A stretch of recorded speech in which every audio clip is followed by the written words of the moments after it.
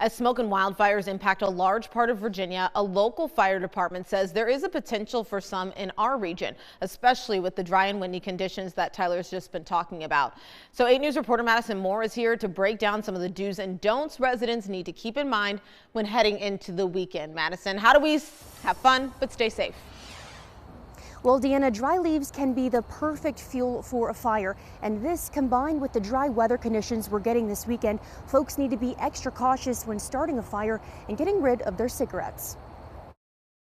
The biggest thing with brush fires is it can all of a sudden turn into acres long, and you see those fires that are in the mountains, they're miles long. All it takes is one spark. Henrico Battalion Fire Chief Doug Reynolds reminding people just how easy a brush fire can spread. But it's the wild cards this weekend people need to be prepared for. We're dealing with high winds, drought conditions, and low humidity. These are the things that make these fires start very easily. One thing Reynolds asks folks to do is be cautious of where cigarettes are thrown, a problem that's caused some nuisance fires in the county this fall.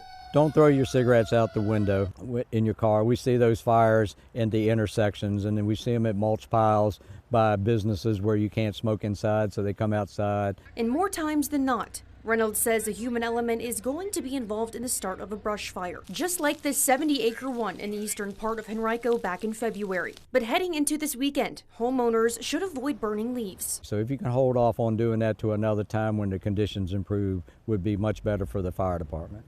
And if people decide they want to have a campfire, first dig a pit and ring it with stones, topping it off with a screen keeping the embers inside. And then make sure that you have metal rakes, metal shovels around, so if the fire starts to get away, you might be able to contain it. And lastly, making sure the fire is 100% put out.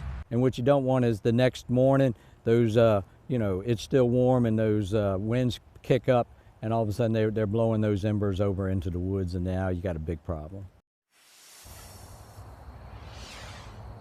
I'm also told if a brush fire breaks out around your home, make sure those dead leaves are out of the yard and are out of the base.